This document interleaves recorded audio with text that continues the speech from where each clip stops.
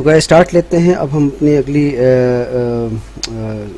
Level का, जहाँ पे आपने एटरोस्क्लेरोसिटी की पहली वीडियो देखी और हमने पहली वीडियो में कोशिश की कि हम एटरोस्क्लेरोसिटी के प्रॉब्लम को और उसके डिटेक्टिंग मेथड्स को मैनुअली एक्सप्लेन कर सकें, जो कि हमने किया और 1 बाय 1 हमने टेस्ट वहाँ पे रन किए।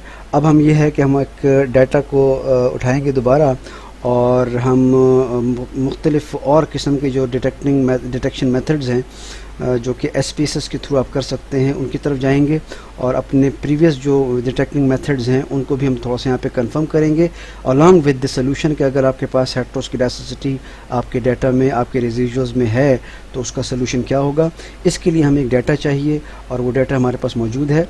ये है हमारे पास एक डाटा, ये हमारे पास एक डाटा है और इसमें आपके पास तकरीबन कुछ 6 वेरिएबल्स हैं, जिसमें एक वेरिएबल हमारा अचीवमेंट है जो कि आपका डिपेंडेंट वेरिएबल है। इसके अलावा जो परफॉर्मेंस गोल है, मास्टरी, इंटरेस्ट, एंजाइटी और जेंडर आईडी, ये आपका इंडिपेंडेंट वेरिएबल है। अब हमने हेटरोस्क्लेरोसिटी को कैसे लोकेट करना है, किस तरह आगे बढ़ना है और किस तरीके से इसका सोल्यूशन निकालना है। Let start. हमने यहाँ, अगर आपको थोड़ा सा आइडिया हो, पिछली वीडियो में हमने बहुत सारे मेथड्स डिटेक्शन के रन किए, लेकिन एक जो तरीका था, ये एक मेथड जो था, उसमें हमने वहाँ पे ऐसा कोई बात नहीं की, दैट वाज ग्राफिकल मेथड। यहाँ पे हम थोड़ा सा फोकस करेंगे, ग्राफिकल मेथड्स को भी एक्सप्लेन करें, ग्राफिकल टच को भी हम सामने रखें ताकि हमें हेटरोस्क्लेरोसिटी का सही तरीके से अंदाज़ा हो। इसके लिए हमें यकीनन स्टार्ट करना पड़ेगा अपने रिग्रेशन से। रिग्रेशन की तरफ जाते हैं, उस पर आप लीनियर मॉडल की तरफ को क्लिक करते हैं। देन आपको ऑब्वियसली अपने शो करने पड़ते हैं डिपेंडेंट वेरिएबल और इंडिपेंडेंट वेरिएबल। अचीवमेंट हमारा डिपेंडेंट वेरिएबल है और ये बाकी जितने सारे हैं ये आपके इंडिपेंडेंट वेरिएबल हैं। और इसके लिए हमें अब जो चीज़ रिक्वायरमेंट है, हमें सिर्फ ऑर्डिनरी लीस्ट स्क्वायर का मॉडल रन नहीं करना, हमने चूँकि हेटरोस्क्लेरोसिटी को भी लोकेट करना है, तो लिहाजा हमें इसके लिए कुछ ज़रूरी चीज़ें चाहिए।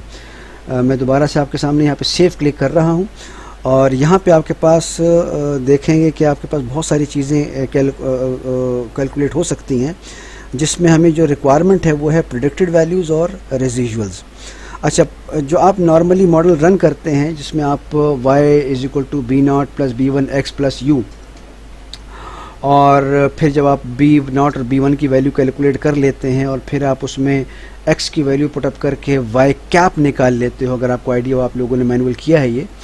y कैप की जो वैल्यू है वो असल में यहाँ पर होती है अनस्टैंडर्डाइज्ड प्रेडिक्टेड वैल्यू। यहाँ पे प्रेडिक्टेड वैल्यूज़ हैं, ये प्रेडिक्टेड वैल्यूज़ y की प्रेडिक्टेड वैल्यूज़ हैं, ये कैलकुलेटेड y है, जिसको आपने y कैप कहा कभी या y हैट कह दिया आपने। तो ये प्रेडिक्टेड वैल्यूज़ y की हैं। इनमें जो हम y कैप कैलकुलेट करते हैं नॉर्मली मैनुअली, वो आपका अनस्टैंडर्डाइज्ड y होता है, अनस्टैंडर्डाइज्ड प्रेडिक्टेड वैल्यू होती है। अब अनस्टैंडर्डाइज्ड वैल्यूज़ जो हैं वो आपका एक प्लेन वैल्यूज़ हैं, जो कि हो सकता है कि नॉर्मल ना हो, नॉर्मेलिटी की तरफ ज़्यादा ना हो, तो हम उनको, पहली कोशिश में ये होती है कि हम उनको थोड़ा सा नॉर्मेलिटी की तरफ ले जाएं। तो नॉर्मल वैल्यू अगर आपने किसी को देनी होती है या किसी सीरीज़ को नॉर्मल करना होता है, तो आपको फार्मूला एक आइडिया होना चाहिए। ये वो फार्मूला है जिसके ज़रिए आप अपने वैल्यूज़ को नॉर्मलाइज़ करते हैं z का, जिसमें आप अपने मीन के और ट्रू मीन की, अपनी जो सीरीज़ है, आपके एक्चुअल वैल्यूज़ हैं और ट्रू मीन के डिफरेंसेस को उसके स्टैंडर्ड डेविएशन पर या वेरिएंस पर के स्क्वायर रूट पर डिवाइड करते हैं, तो आपकी जो एक्चुअल सीरीज़ है वो नॉर्मलाइज हो जाती है। तो आप एक कॉमन वेरिएंस पर जब डिवाइड करते हैं किसी सीरीज़ को, तो वो एक स्टैंडर्डाइज्ड वैल्यू कैलकुलेट होती है, जिसको आप नॉर्मलाइज वैल्यू भी कह सकते हैं, स्टैंडर्डाइज्ड वैल्यू भी कह सकते हैं। और यहाँ पर आपको पता है कि स्टैंडर्डाइज के लिए हमने z की नोशन जो है वो रखी होती है स्टैटिस्टिक्स में ट्रेडिशनली।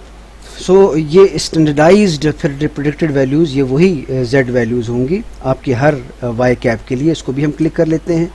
इसी तरीके से रेजिडुअल्स हैं, रेजिडुअल में भी आपके पास अनस्टैंडर्डाइज्ड रेजिडुअल, ये वो रेजिडुअल्स हैं जो कि आपको आपने कैलकुलेट किए हुए हैं ई के नाम से, और यू नो दैट ई की कैलकुलेशन क्या कहती है। ये आपका एक मॉडल है y = b0 + b1 x + u। जब आप एस्टिमेट करते हो तो y कैप, ये आपका अनस्टैंडर्डाइज्ड y है और यहाँ पे फिर जब आप x की वैल्यू पुट करते हैं तो y कैप की वैल्यू निकल आती है, और फिर उसके बाद जो है आप इस y कैप की वैल्यू को इस मॉडल में रिप्लेस करते हैं तो आपके पास e की वैल्यू निकल आती है। ये आपका अनस्टैंडर्डाइज्ड e है जो कि आपने मैनुअली किया हुआ है। तो चूँकि आपका ये अनस्टैंडर्डाइज्ड है, obviously it is not that much normal, तो फिर इसको नॉर्मलाइज करने के लिए आप अगेन इस उसी फार्मूले के ज़रिए जो भी हमने z का फार्मूला दिया, आप इन अनस्टैंडर्डाइज्ड रेजिजुअल्स को इसके वेरिएंस पर जब आप डिवाइड करते हो तो वो आपका स्टैंडर्डाइज्ड रेजिजुअल जो है वो बन जाता है।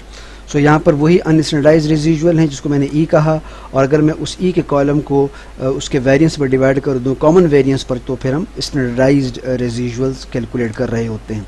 अच्छा, चूँकि हमारा मसला हेटेरोस्केडास्टिसिटी का है, यहाँ पर तो आपका वेरिएंस कांस्टेंट है ही नहीं।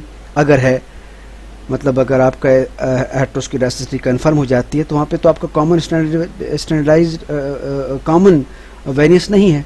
तो अब चूँकि यहाँ पे हमने अनस्टैंडर्डाइज्ड रेजिजुअल्स को कॉमन वेरिएंस पर डिवाइड कर रहे हैं तो वो आपका स्टैंडर्डाइज्ड रेजिजुअल हैं।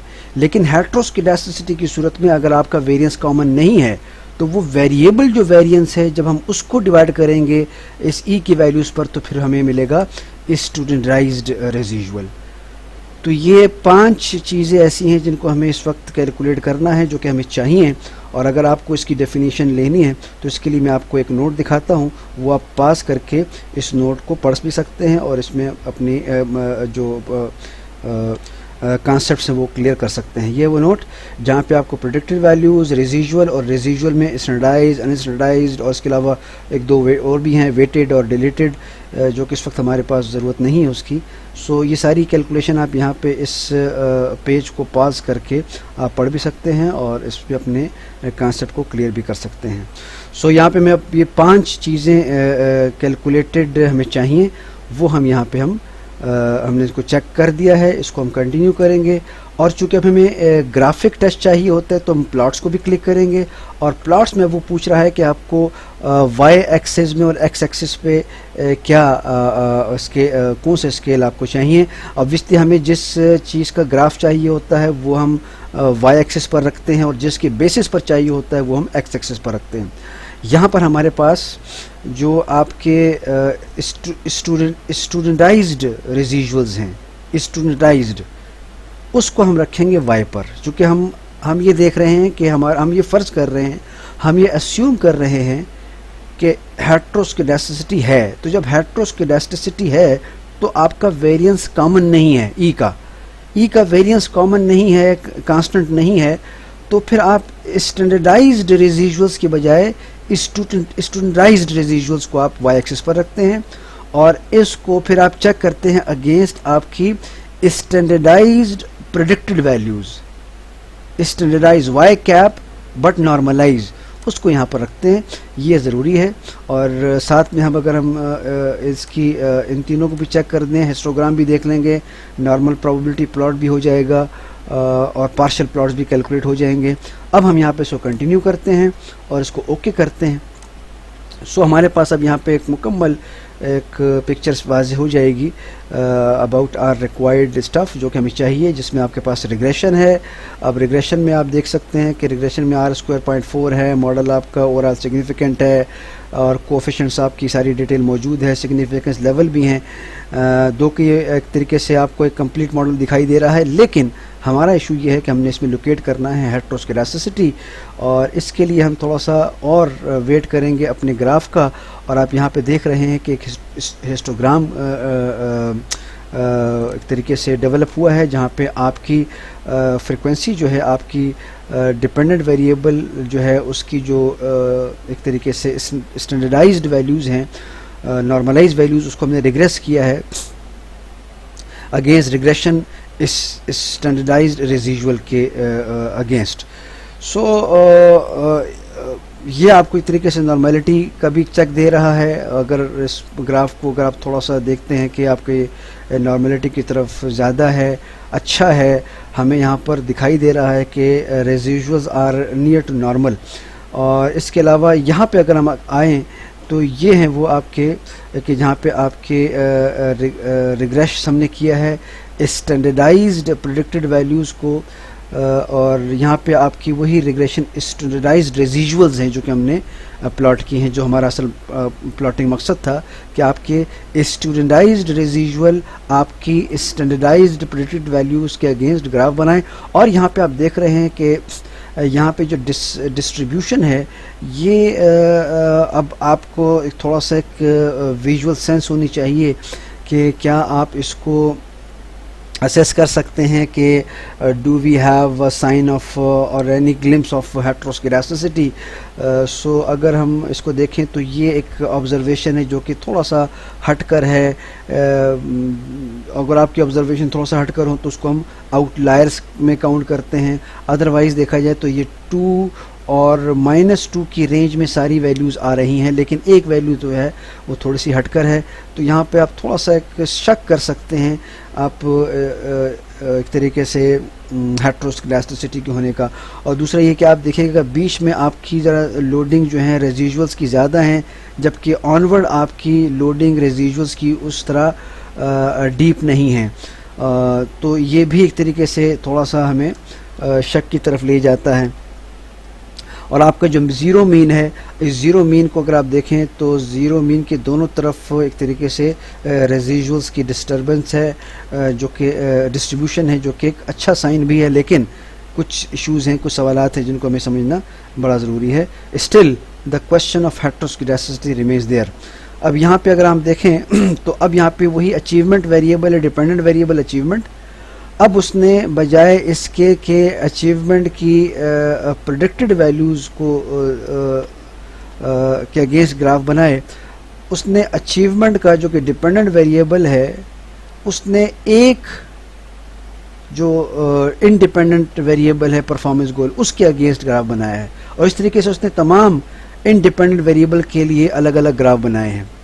इस मतलब उसने हर उस डिपेंडेंट वेरिएबल y को हर x के अगेंस्ट चेक किया है। तो हम जब यहाँ पे देखते हैं कि आपका achievement against first independent variable, तो यहाँ पे आप देखें कि यहाँ पे आपका लोडिंग जो है आपकी ठीक है कि ज़ीरो लाइन जो है आपकी उसकी दोनों तरफ एक कॉमन है। ये देखिएगा प्लीज़, या हमने यहाँ पर एक ज़ीरो को एक बेस लाइन बनाई है और आप देखें कि आपकी जो अचीवमेंट है परफॉर्मेंस गोल के अगेंस्ट, वो आपकी जो ज़ीरो मीन है उसके दोनों तरफ एक तरीके से डिस्टर्बेंस है, डिस्ट्रीब्यूशन है। लेकिन जो कांस्टेंट वेरिएंस है उसको अब यहाँ पे हम अभी असेस इसलिए नहीं कर सकते क्योंकि देखें यहाँ पर लोडिंग आपको ज़्यादा दिखाई दे रही है। इस पॉइंट पर इस परफॉर्मेंस गोल का जो वैल्यू है 50, इस पे आप देखें तो आपको कोई भी लोडिंग जो है वो दिखाई नहीं दे रही रेजिजुअल्स की। तो यहाँ पर तो आपका एक तरीके से रेजिजुअल्स का जो डिस्टर्बेंस है वो ज़ीरो हो जाती है। सो देखा जाए तो वेरिएंस जो है यहाँ पे मुझे एक तरीके से कंसिस्टेंट दिखाई नहीं दे रहा। इसी तरीके से आप जो है इसी अचीवमेंट को मास्टरी के अगेंस्ट भी देख सकते हैं, जहाँ पे आप इसकी मिड वैल्यू को जो कि ज़ीरो है, अच्छा मिड वैल्यू यहाँ पर ज़ीरो एक तरीके से आपको नहीं मिल रही बिकॉज जो उसने सिस्टम ने जो मीन कैलकुलेट किया है तो वो ज़ीरो मीन यकीनन नहीं है। तो देखा जाए तो आपकी यहाँ पर जो उसका मीन है उसकी उस अचीवमेंट का मास्टरी के अगेंस्ट, वहाँ पे आप देखें कि आपकी रेजिजुअल जो हैं वो ज़्यादातर लोडेड हैं on the down side of this mean line. तो मेरे ख्याल में ऑब्वियसली ये एक कंसिस्टेंट वेरिएंस के अगेंस्ट एक चीज़ आती है। इसी तरीके से जब हम अचीवमेंट को जो हमारा तीसरा इंडिपेंडेंट वेरिएबल है इंटरेस्ट उसके अगेंस्ट अगर हम करें, उसको डबल क्लिक कीजिएगा तो डबल क्लिक में आप यहाँ पर देखिएगा कि ये एक ऐड अ प्रेफरेंस लाइन जो आपको मिलती है वो खुद से मीन कैलकुलेट करके करते, सो क्लिक कीजिए तो वहाँ पे देख रहा है कि जो पोजीशन है वो 1 दी है। अगेन हमारा मीन जो है वो ज़ीरो के नज़दीक 1 उसने दिया है। अगर इसको आप ज़ीरो भी कर सकते हैं, अगर आप इसको ज़ीरो काउंट करें तो वो ज़ीरो पे कर देगा, इसको अप्लाई कर दे तो ये ज़ीरो पे आ गया। और ज़ीरो मीन के होते हुए देखा जाए तो आपकी जो रेजिजुअल्स हैं अगेंस्ट दिस इंटरेस्ट उनकी जो डिस्ट्रीब्यूशन है अगेन वो सिमिलर पैटर्न पर नहीं है। देखें कि यहाँ पर आपका एक फैलाव है, बीच में वो स्क्यूड हो जाता है, डाउनवर्ड आपके पॉइंट ज़्यादा हैं, अपवर्ड आपके कम हैं। जब यहाँ पे जब थोड़ा सा और आगे जाते हैं तो फिर अपवर्ड एक आउटलायर किस्म के दो फैक्टर्स जो हैं वो एक लाइन से वेरी अवे हमें मिल रहे हैं, जबकि डाउन साइड पर इतनी ज़्यादा लोडिंग जो है वो दिखाई नहीं दे रही। तो ये एक तरीके से इनकंसिस्टेंट बिहेवियर है अराउंड द मीन लाइन जो कि हेटेरोस्क्लेरोसिटी के डाउट को थोड़ा सा और हेल्दी करता है।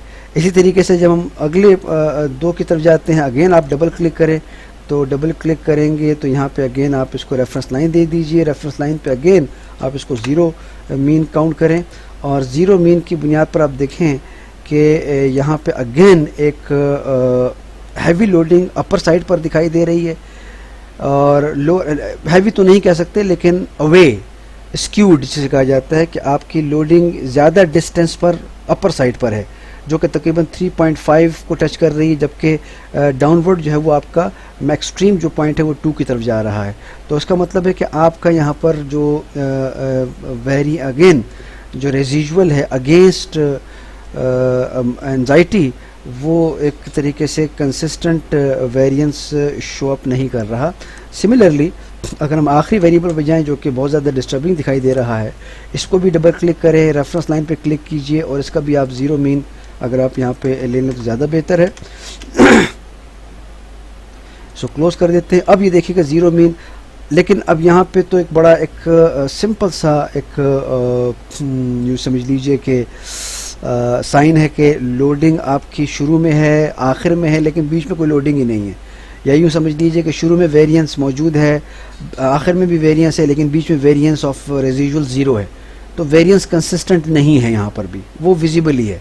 ये एक विजिबल आपका एक सिचुएशन है कि जहाँ पे आपकी जो यूँ समझ, सो ये एक बड़ा हैवी मतलब एक बड़ा परफेक्ट साइन है ऑफ हेटेरोस्क्लेरोसिटी, जो कि वेरिएंस यहाँ पर दोनों तरफ मौजूद है, बीच में कोई वेरिएंस नहीं है। एक तरीके से यूँ एक तरीके से कर्व बन रहा है आपका एरर टर्म्स का यू शेप, और आखिर में लोडिंग है। तो ये एक परफेक्ट साइन है आपकी अचीवमेंट का अगेंस्ट जेंडर आईडी।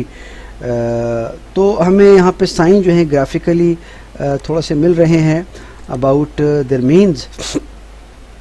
और अच्छा, इनके अलावा जो है हमने चूँकि यहाँ पर अपने तमाम एक्सिस को देखा है अगेंस्ट आपके डिपेंडेंट वेरिएबल। देखिए यहाँ पर डिपेंडेंट वेरिएबल को आप जो है वो एक तरीके से प्लॉट कर रहे हैं against each independent variable. Achievement against performance goal, achievement against mastery, then achievement against interest, then achievement against anxiety, और आखिर में अचीवमेंट अगेंस्ट जेंडर आईडी।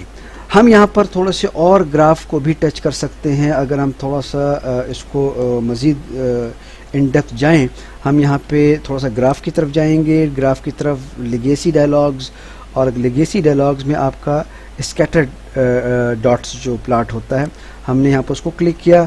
यहाँ पे आप स्कैटर प्लॉट को क्लिक करके डिफ़ाइन करेंगे, और अब यहाँ पे पूछता है कि आप अगेन आप वाई एक्सिस पर किसको रखना चाहते हैं और एक्स एक्सिस पर किसको रखना चाहते हैं। दो कि यहाँ पर देखा जाए तो हमने वाई एक्सिस पर अचीवमेंट को रखा है।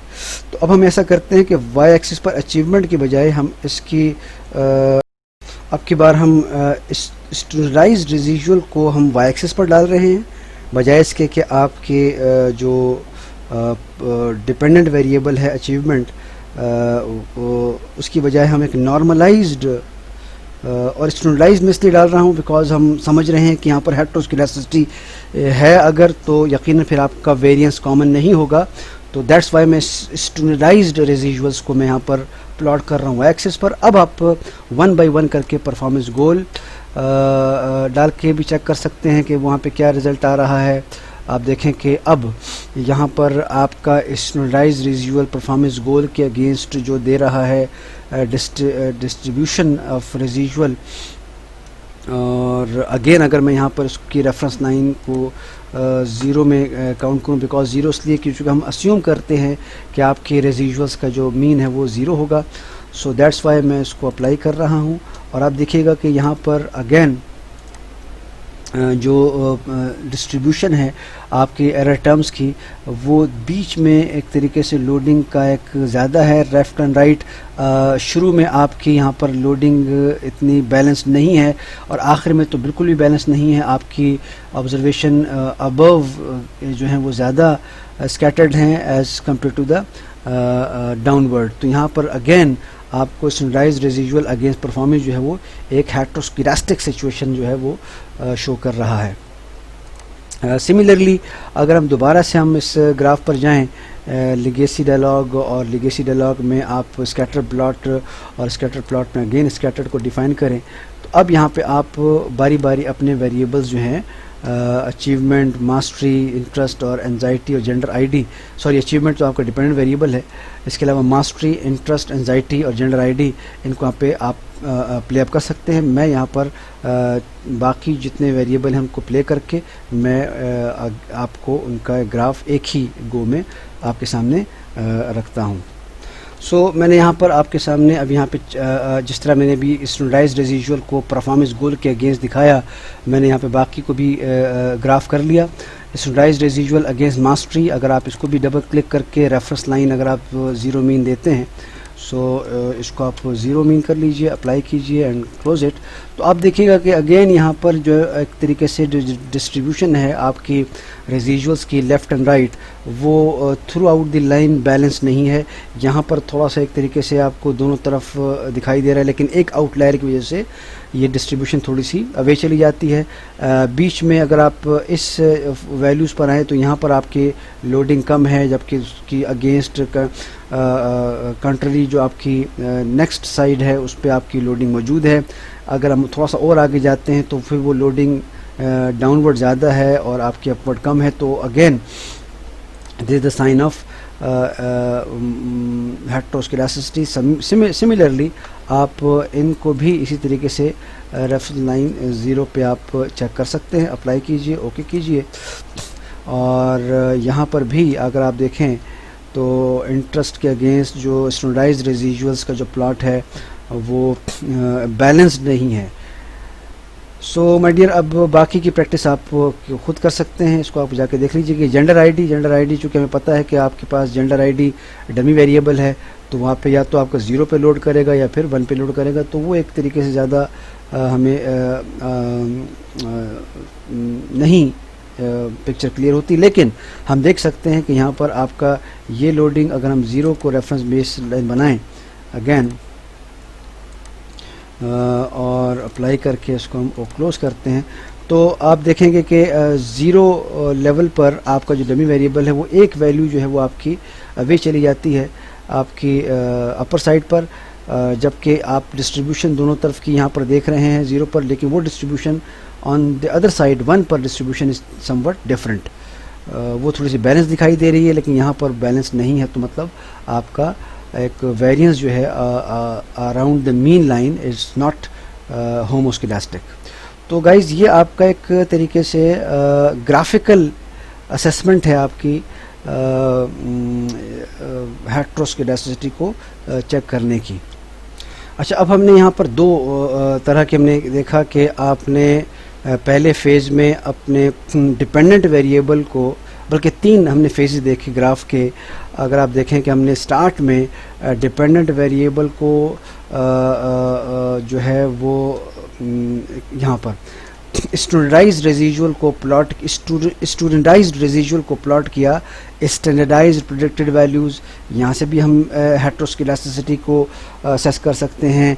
इसके बाद फिर हमने डिपेंडेंट वेरिएबल अचीवमेंट को हर इंडिपेंडेंट वेरिएबल के अगेंस्ट चेक किया, उसकी रेफरेंस लाइन के अगेंस्ट, यहाँ पे भी आप इसको चेक कर सकते हैं। और उसके बाद हमने जो समझ लीजिए कि स्टैंडर्डाइज्ड रेजिजुअल्स को प्लॉट किया, अगेन मैं बात कर रहा हूँ स्टैंडर्डाइज्ड रेजिजुअल को against each independent variable plot किया। ये भी आपको एक ग्लिम्स दे रहे हैं हेटेरोस्क्लेरोसिटी का।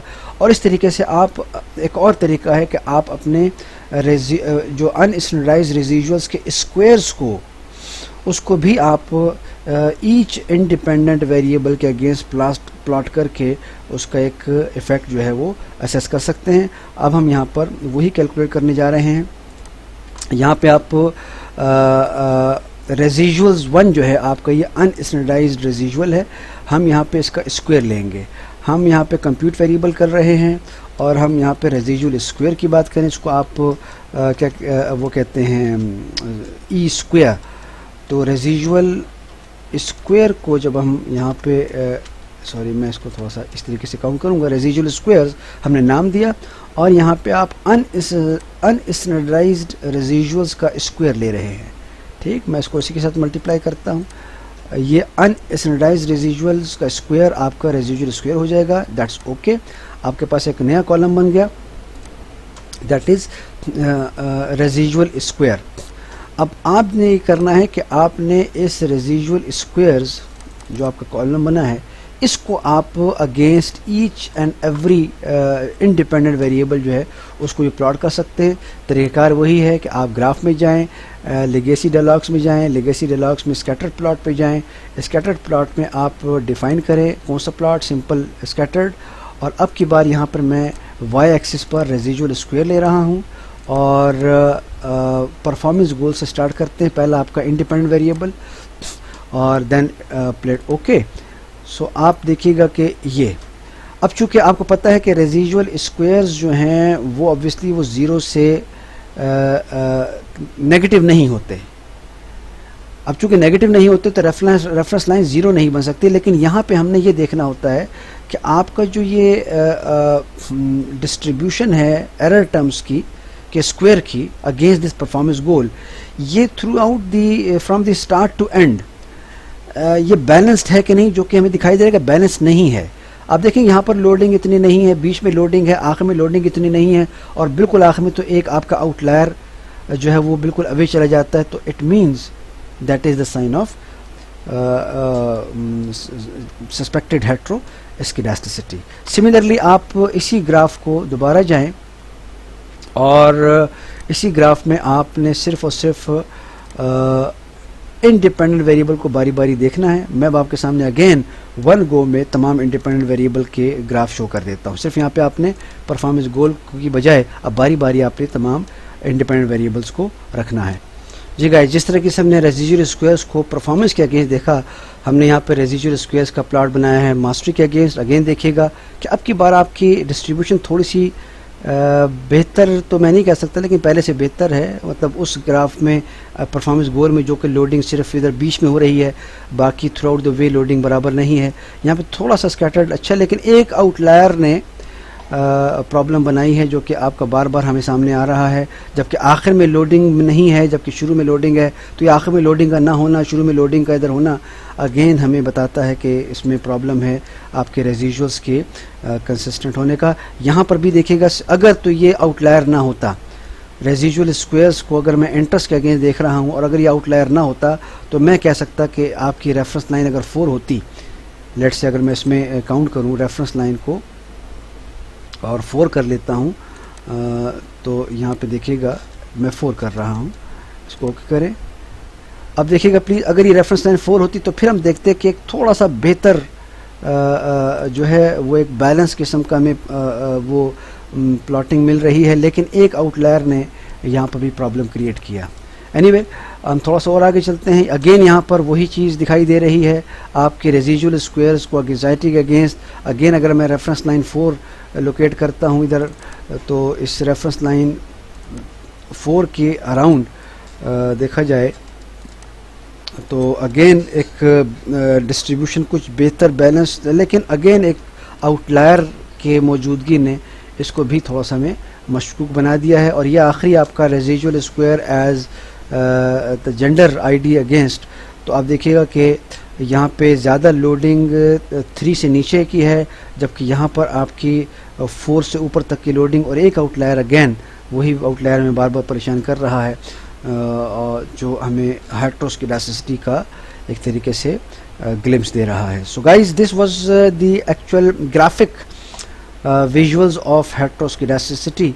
और अब हम थोड़ा सा आगे जाएंगे। अब ग्राफिक से निकलकर हम जाएंगे थोड़ा सा कैलकुलेशन की तरफ कि वहाँ पे हम किस तरीके से हेटेरोस्किडास्टिसिटी को न सिर्फ चेक कर सकते हैं बल्कि उसके रेमेडियल मेजर्स क्या। अच्छा, जो हमारी न्यूमेरिकल जो एक तरीके से डीलिंग है उसके लिए तो तकरीबन हमारे पास सारे के सारे जो रिक्वायर्ड चीज़ें हैं ऑलमोस्ट सारी ही हमें मिल गई हैं, सिवाय एक के। हमने यहाँ पर प्रेडिक्टेड जो रेजिजुअल्स जो हैं अनस्टैंडर्डाइज्ड रेजिजुअल भी कैलकुलेट किए, जो कि आपके ये रहे, जो कि ई आप जिसको शो करते हो, और फिर हमने ई का स्क्वायर भी लिया। एक और चीज़ हम कैलकुलेट कर लेते हैं जो कि हमें शायद ज़रूरत पड़ेगी, वो होगा आपका जो रेजिजुअल्स हैं उनकी एब्सोल्यूट वैल्यू। अगर आपको थोड़ा सा याद हो, हमने पिछली वीडियो में एब्सोल्यूट वैल्यू ऑफ ई को भी टच किया है फॉर द डिटेक्शन ऑफ हेटेरोस्किडास्टिसिटी। तो हम यहाँ पर थोड़ा सा एब्सोल्यूट वैल्यू को भी कैलकुलेट कर लेते हैं। हम यहाँ पे नाम रखेंगे एब्सोल्यूट रेजिजुअल्स, ताकि वो हमारे पास रहे। और एब्सोल्यूट रेजिजुअल के लिए सिंपल हमारा फार्मूला जो है दैट इज़ ABS। ABS में आप अनस्टैंडर्डाइज्ड रेजिजुअल जो हैं उनको यहाँ पे रख लेते हैं, और इसको आप ब्लॉक करें एंड ओके करें, तो आपके पास अब जो है आपका एब्सोल्यूट रेजिजुअल्स भी कैलकुलेट हो गया है। तो अब आपके सामने डाटा जो है वो थोड़ा सा बल्कि काफ़ी ज़्यादा एक्सटेंड हो चुका है, जहाँ पे आपके पास बहुत सारी चीज़ें कैलकुलेट हो गई हैं। सो अब हमने इनको कैसे इस्तेमाल करना है और किस तरीके से इसको यूज़ करना है, तो let's see what happened. So इस वक्त हम चलते हैं कुछ टेस्ट की तरफ। Let's see how we can calculate the presence of heteroscedasticity. Regression की तरफ जाएंगे, लीनियर की तरफ जाएंगे। हम ऐसा करते हैं कि सारे को रीसेट कर देते हैं, और अब की बार हम ऐसा करते हैं कि जो आपका रेजिजुअल स्क्वायर है उसको डिपेंडेंट वेरिएबल पे रखते हैं, जिस तरीके से आपने पार्क टेस्ट में भी देखा।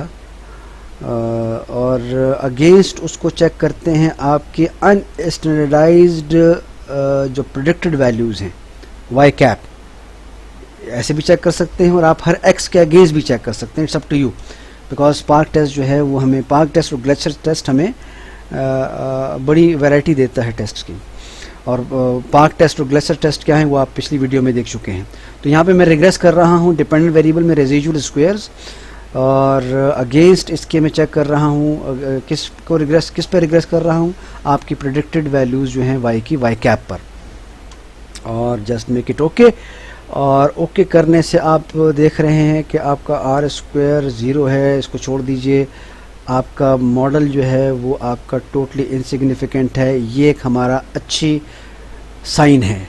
अच्छा साइन का मतलब है कि अगर आपका जो ओवरऑल मॉडल जो है वो आपका इनसिग्निफिकेंट है, या आपका जो स्टैंडर्डाइज्ड प्रेडिक्टेड की वैल्यू इनसिग्निफिकेंट है, इसका मतलब है कि आपका जो नल हाइपोथेसिस है वो हम एक्सेप्ट कर रहे हैं। और नल हाइपोथेसिस क्या है? और नल हाइपोथेसिस हमारा यही है कि देयर इज़ होमोस्किडास्टिसिटी। सो ये हेटेरोस्किडास्टिसिटी के लिए एक टेस्ट हो सकता है कि जहाँ पे हमें हेटेरोस्किडास्टिसिटी ओवरऑल मॉडल के लिए नहीं मिली। और ओवरऑल मॉडल का मतलब है कि जो आपका वाई प्रेडिक्टेड कैपिट हमने जो कैलकुलेट किया है, जिसमें तमाम एक्सेस का जो है वो एक कंट्रीब्यूशन मौजूद है वाई कैप में, तो ये उसको मैं ओवरऑल मॉडल कह रहा हूँ।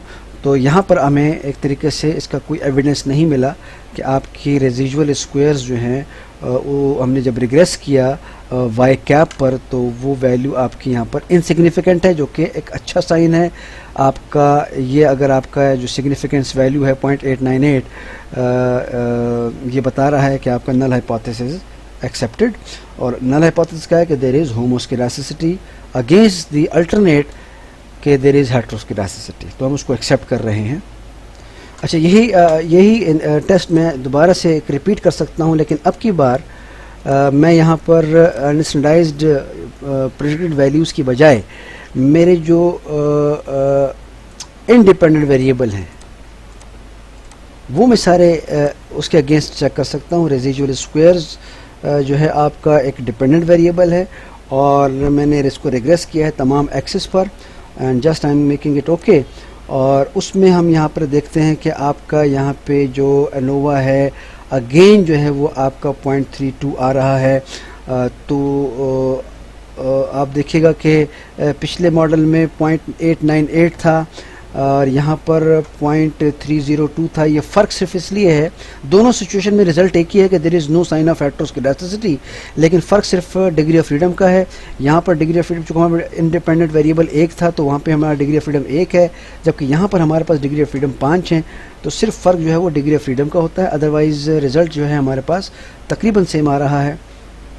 0.032 अगेन आपकी जो ये ओवरऑल मॉडल जो है वो अनएक्सेप्टेड है। और इसके अगेंस्ट आप देख सकते हैं कि आपके तमाम प्रेडिक्टेड वैल्यू जो आपके इंडिपेंडेंट वेरिएबल है, प्रेडिक्टर्स जो हैं, उनकी भी सिग्निफिकेंस यहाँ पर आप देख रहे हैं कि कोई भी सिग्निफिकेंट नहीं है सिवाय एक के, परफॉर्मेंस गोल के।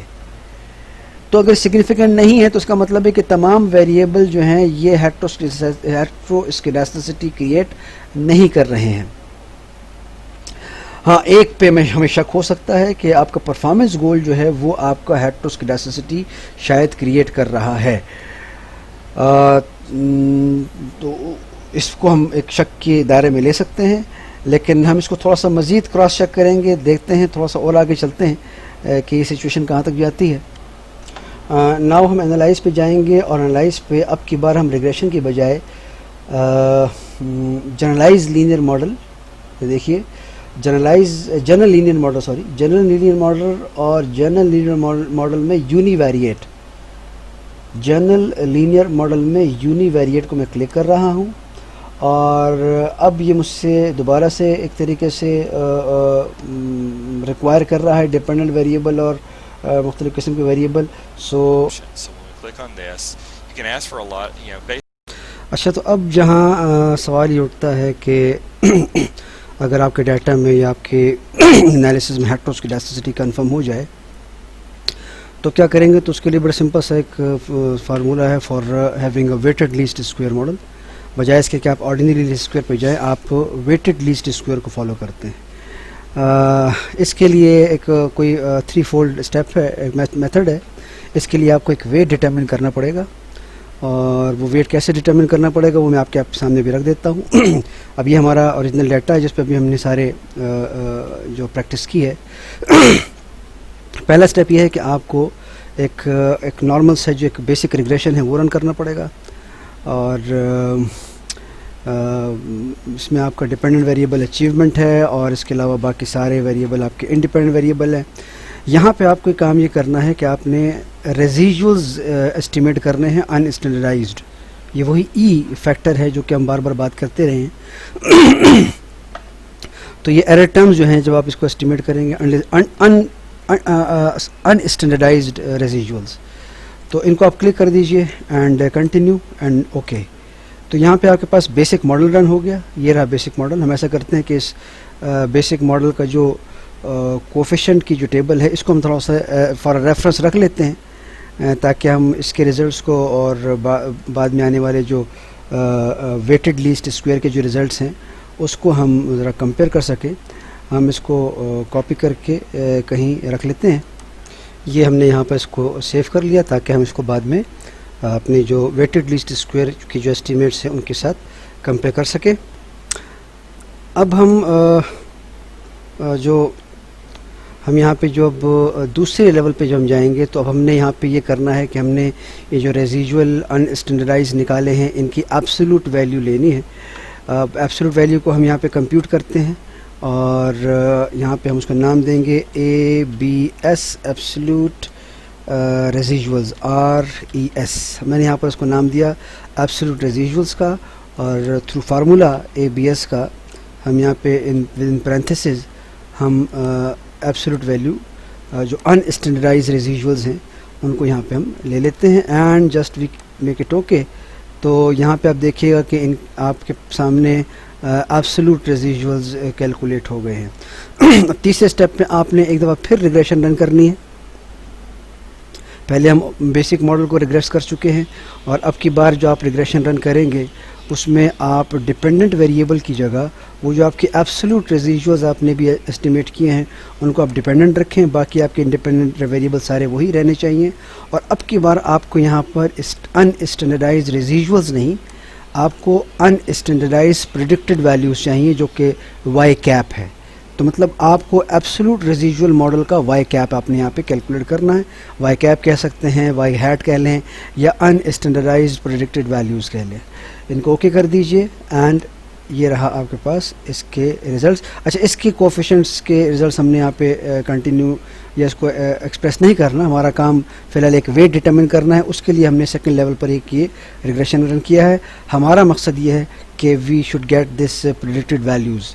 अब हमारे पास ये आपके पास देखिएगा कि ये वाई कैप आ गया है, जिसका डिपेंडेंट वेरिएबल जो था वो आपका एब्सोल्यूट रेजिजुअल। तो ये एब्सोल्यूट रेजिजुअल आपके ओरिजिनल वैल्यूज़ ट्रू वैल्यूज़ हैं और ये उसकी एस्टिमेटेड वैल्यूज़ हैं, या यूँ समझ लीजिए कि आपके एस्टिमेटेड एब्सोल्यूट रेजिजुअल्स हैं।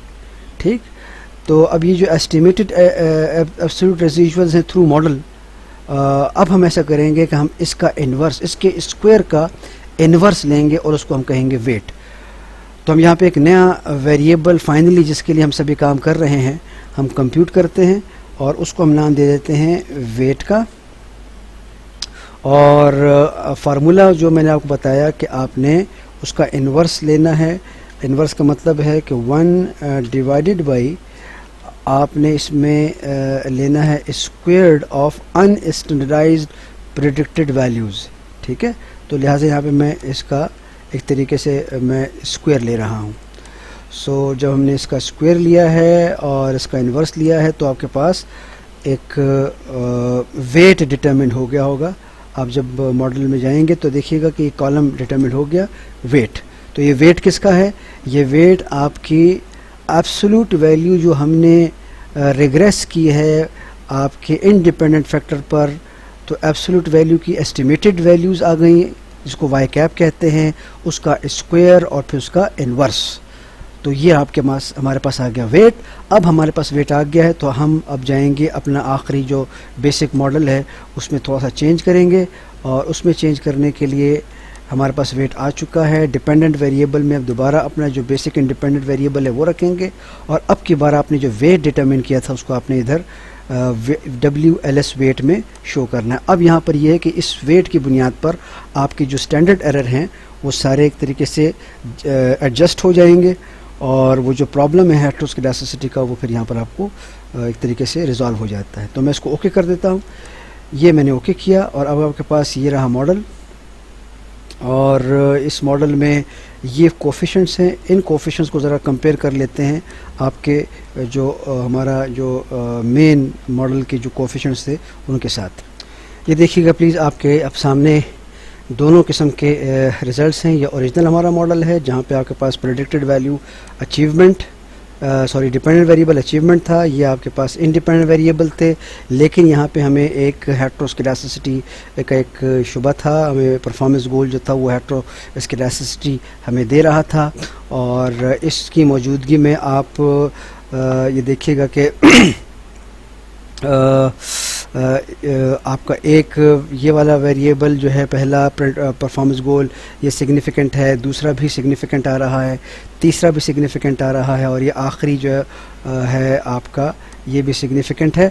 लेकिन अब हमने यहाँ पर चूँकि हेटेरोस्केडास्टिसिटी मौजूद थी तो हमने इस हेटेरोस्केडास्टिसिटी को रिमूव करने के लिए वेटेड लीस्ट स्क्वायर का मॉडल अप्लाई किया और हमने ये एडजस्टेड मॉडल निकाल लिया। अब देखिएगा कि बीटास की जो वैल्यूज़ है वो बीटास की वैल्यूज़ में एज सच कोई इतना बड़ा मैं इसको वापस दे देता हूँ कि बीटास की वैल्यू में देखिएगा कि कोई इतना बड़ा एज सच कोई चेंज नहीं है। थोड़ा बहुत चेंज है, वो ऑब्वियसली उसकी एडजस्टमेंट की वजह से आता है, और असल जो चीज़ है जो फ़र्क पड़ना चाहिए वो आपके इन स्टैंडर्ड एरर्स का है। और आप देखेंगे स्टैंडर्ड एरर्स में भी तकरीबन बहुत मामूली सा फ़र्क पड़ा है, बिकॉज ये एडजस्टमेंट हुई है।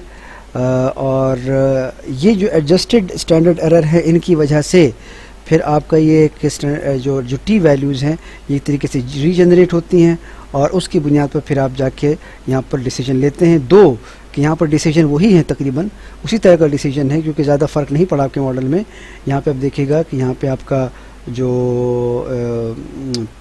पैरामीटर एस्टिमेट है परफॉर्मेंस गोल, ये आपका एक तरीके से अगेन सिग्निफिकेंट आ रहा है, आपके पास ये जो मास्टरी है इसका भी सिग्निफिकेंट आपका पैरामीटर आ रहा है, इंटरेस्ट का भी सिग्निफिकेंट है, और आखिरी जो है ये भी आपका सिग्निफिकेंट आ रहा है। वही दो इनसिग्निफिकेंट है जो कि पहले भी थे, लेकिन अब फ़र्क ये है कि पहले हेटेरोस्केडासिटी मौजूद थी आपके वेरिएंस में, और अब की बार वो वेरिएंस में एडजस्टमेंट हुई है और वेरिएंस इस तरीके से रीएडजस्ट हुए हैं।